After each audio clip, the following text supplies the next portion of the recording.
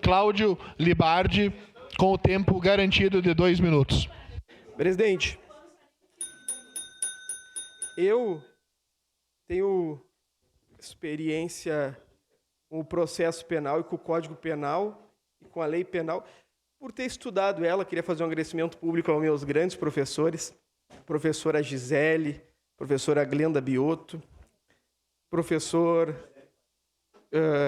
Sérgio Augustin, professores que me ensinaram muito de direito penal na teoria.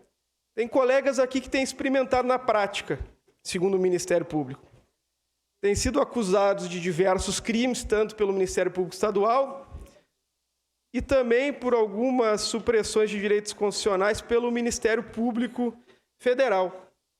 A legislação vigente já é capaz de imputar crime, vereador Cristiano Becker, tanto que tem gente aqui nesse plenário que já responde.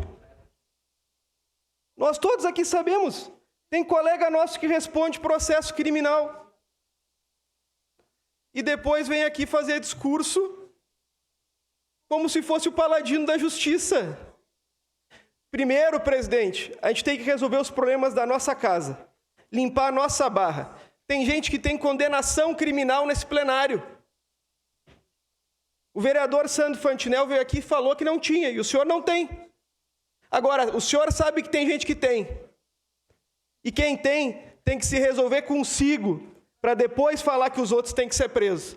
Porque daqui uns dias, o oficial de justiça vai chamar a gente aqui para cumprir pena, presidente. Muito obrigado.